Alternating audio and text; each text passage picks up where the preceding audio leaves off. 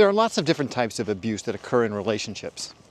Physical abuse obviously gets a lot of the headlines because it's quite dramatic and it can be quite visual and it's terrible and it should never happen.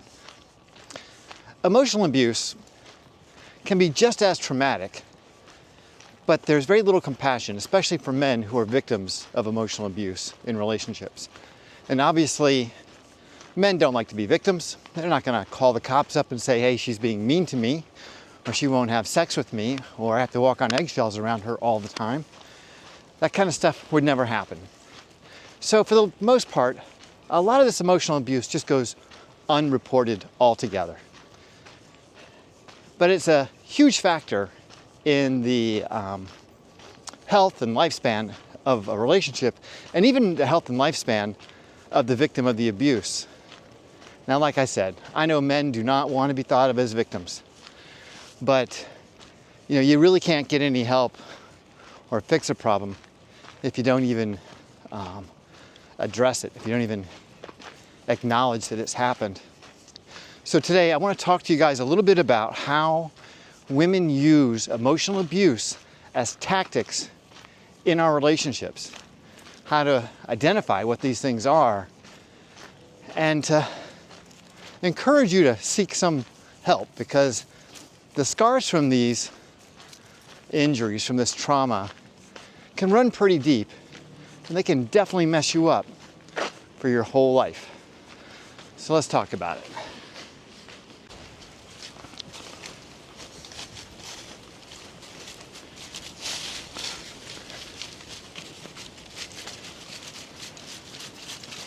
So when my wife decided that she didn't want to have sex anymore, I think the first time that happened was, 7 or 8 years into our relationship. And it happened a few times, but we certainly didn't have sex for the last, 4 or 5 years of our relationship. I never thought of it as abuse. It was abusive, but the idea that emotional abuse was even a thing had never even entered my mind. That wasn't even a consideration. I thought she was just being a bitch. I thought she was just pissed off, that she just was, lost in her own little world. I didn't think that it was a tactic, whether it was conscious or subconscious or how it was playing out in her head. But it definitely messed with my head, I'll tell you that. And who do you call, How do you even address that kind of issue? When she says that she's no longer attracted to you, she doesn't want to have sex anymore, what the hell do you do with that, I remember, laying next to her in bed and feeling like I was laying with a stranger. I remember laying awake at night, rolling around, trying to figure out what I could do, how I could change it, what was within my control, what could I do to impact her behavior. And of course, it becomes a point of leverage in the relationship. And that leverage is wielded with, I don't want to say cruelty, but it kind of is. It's kind of a form of cruelty. Because then, in the relationship, she now has an upper hand. She has me in a position of I don't want to say submissiveness, but it's kind of like that. Because now I'm left with only a couple of really bad options. I can leave her and my children and my family and my home and half my money and go through that whole divorce thing. Or I can try to figure out a way to make the relationship work. So it is either taking on the pain of the legal system and the loss of everything that I hold dear in my life, or I can try to figure out how we can find a middle ground, how I can change the dynamics within our relationship. Well, this shifts all the power in the relationship into her favor. So now I'm bending over backwards and trying to find what I can do to please her, to make her happy enough that she will allow me back into her romantic life, that I can earn my way back to some level of intimacy. That is so fucked up. It is unreal. It is unreal. But that happens a lot in relationships. That is emotional abuse. Withholding intimacy in a relationship is a form of emotional abuse. And it is just as bad as if she had taken a baseball bat and hit me in the stomach with it. Yeah, it's the same thing. But society doesn't identify it as such. Society believes that she is empowered in the relationship to control her body or whatever she wants and play that game with impunity, without having to worry about being ostracized or being seen as an abuser. But the truth of the matter is, she is an abuser when she does that kind of thing. Let's go through some of the other forms of abuse that you guys are probably pretty familiar with and just call out some of the most egregious ones, because I think that they go unnoticed, and the longer we allow this shit to happen without speaking up and saying, hey, I'm not putting up with that kind of abuse in my life, so you can either pack your bags and get the fuck out, or maybe we need to go see a doctor or a therapist and see what's wrong with you, because you are clearly out of your mind.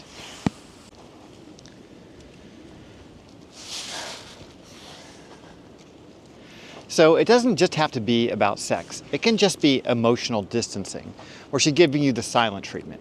Now, there are different variations of this, obviously. I mean, she can be just in a tit, and she can just be kind of upset with herself for a moment or upset with you for a moment and give you the silent treatment for a few hours.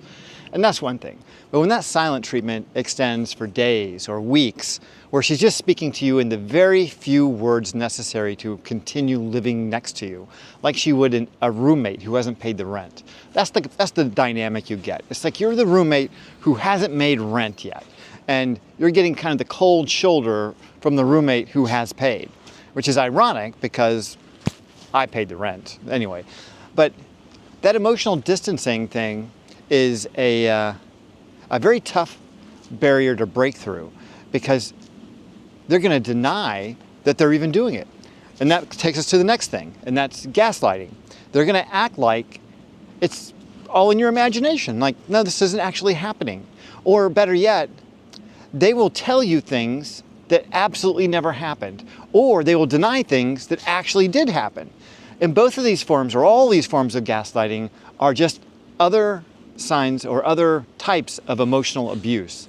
They undermine your confidence in your worldview and what's happening.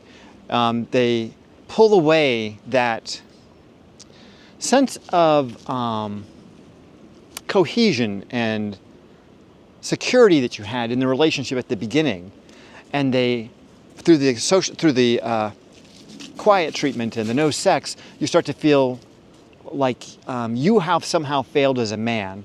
And then they throw on top of that the silent treatment and make you feel like you're being ostracized, which is, deep in our DNA, being exiled from the town or the culture is tantamount to death.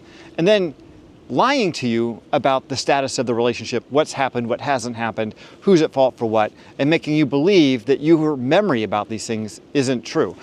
What it basically does is it eliminates a factual basis for the history of your relationship. And once that factual basis is no longer there, you have no ground to stand on. Because as men, we think rationally, we come at it from a factual place. And when they pull away those facts, well, you're left kind of hanging in the breeze. You have no ground to stand on to make your argument or to state your case. You're sort of stuck.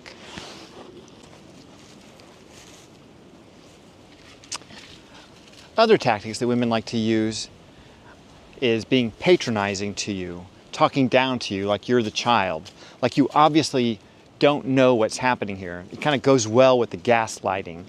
It kind of follows from the gaslighting to now she's going to patronize you and talk to you as if she is in a position of superiority, which in some respects, she's kind of taking the upper ground because she is withholding sex. She has you trying to solve the problem, whatever it is, puzzle this thing out.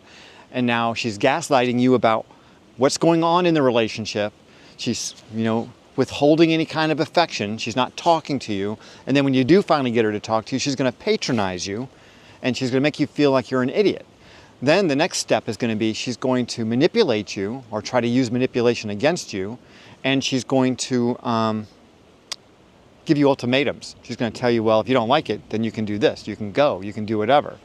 And all that stuff is just pure bullshit. Just pure bullshit.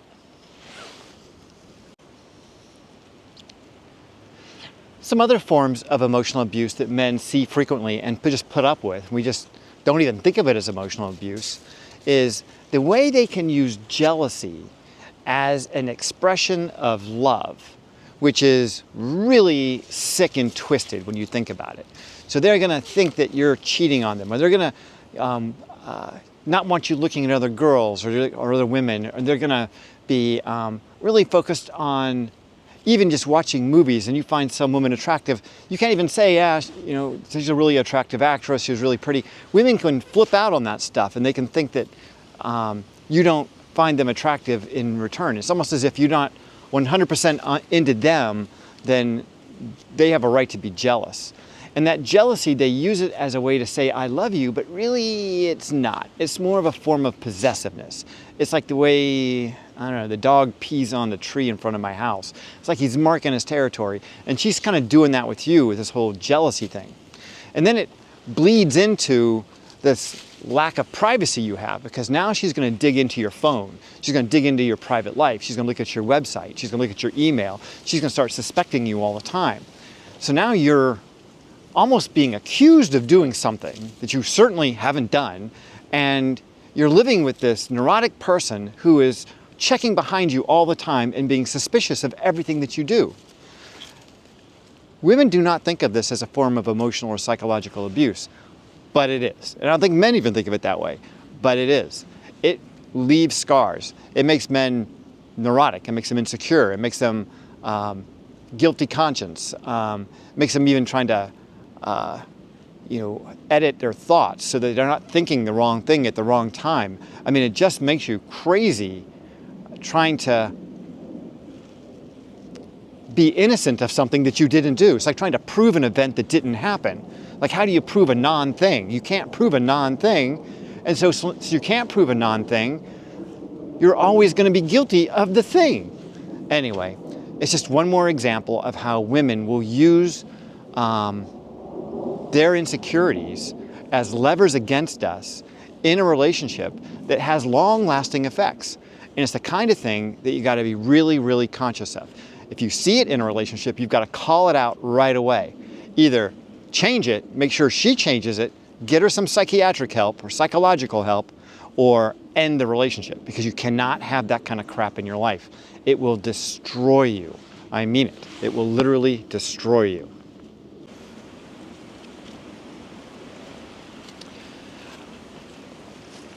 Another way that a woman will try to put you at a disadvantage in the relationship so that she can manipulate you is she will try to humiliate you in front of friends and family or in public places. She'll use that as a threat. Yeah, that's one of the most cruel things she can do, is she starts to destroy your reputation with your friends, your family, your business, your customers, people that you know, just in the community, by making up lies about you or telling people your most dark secrets that you share with someone that you love when you first meet them. Yeah, just anything that they can do to get leverage on you. It's all a part of a second or another form of manipulation, and that is to socially isolate you from your friends and family so that you become more and more dependent on her for your one relationship. And men frequently find themselves very isolated in their marriages, where their wife is that one person that they become dependent on. And that means that they have a lot more power in your life to control you, because you are dependent on her for all of your relationships. I mean, she is that person for you. And once you're totally isolated from your friends and family, for whatever reasons, yeah, she controls you. She absolutely controls you, because socially you're dependent on her completely. And of course, all the other stuff that we've talked about, can be layered onto that just to make the situation far more dire for you. These forms of emotional abuse can affect a man for his entire life. It can definitely undermine your confidence. It can make you emotionally scarred. The outcome of all this emotional abuse can lead to mental illness for men, including a lot of anxiety and depression. And that depression, as you know, can go pretty far. Certainly lots of guys have committed suicide after a bad relationship. Can also lead to guilt and shame and low self-esteem and just lots and lots of terrible outcomes. And society doesn't think anything of it. You just need to suck it up, Buttercup, because you're a man and that's just the way it is. Well, women have been getting away with this for far too long. This is the kind of stuff that needs to be brought more into the light, because, if a man raises his hand to a woman, that's a crime, and rightly so. I think it should be. But when a woman decides that she's going to emotionally abuse her husband by demeaning him, embarrassing him, withholding affection, giving him the silent treatment, manipulating him, gaslighting him, all these behaviors, which would easily qualify for different types of psychological torture, that's all okay. That's okay. There's no penalty for that. There's no one to call. It's something that men have to defend themselves against. And so you're left with some pretty shitty options. Like I said, you can either leave and leave everything that you've built in your life, which is probably the best option, or you can try to find some psychological help for your wife and your failing marriage. But it's probably all going to lead to the same place in the end anyway. You're probably going to be on your own. I would recommend start taking defensive steps now so that you can insulate yourself from the financial impact as much as possible. Make a plan, build a case against her, record her, do everything you can so that when you do show up in court, you'll have plenty of evidence to support your position that she's a nut job, because she is.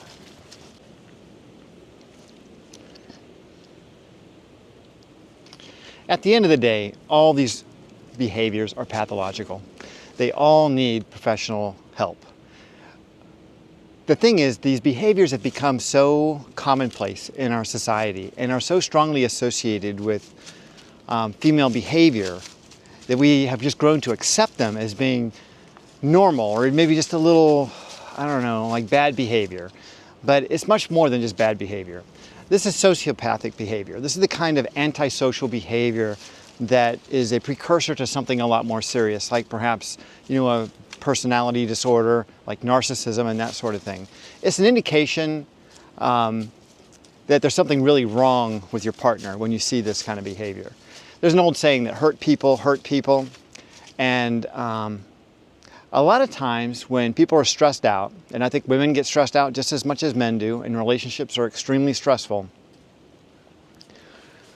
those unresolved traumas from our childhood or from other times in our life can rear their ugly heads and influence our behavior in negative ways. So it's very possible that if you're facing what appears to be a borderline personality disorder or a narcissist in your life, it may be that she just has a lot of really severe unresolved issues, and you're just the person who's catching all the hell for it. In any event, this is pathological behavior, and you can't allow it in your life, regardless of why she's doing it or for how it came about. You've got to put a stop to it one way or the other. Either you have to end the relationship, or you've got to find some psychiatric help for your partner. But you can't allow it to continue. And I think the problem that most men make, and this is certainly the mistake that I made in my relationship, is I did not realize that it was pathological. I did not realize that this was a sign of something much deeper and much worse. And since the end of my marriage, and I've had time to learn a lot more about these issues, and I've been able to observe my ex-wife now for the last 5 years and her behaviors, I can see that they are extremely pathological, and she needed a lot of help. And I was just too dumb to realize it.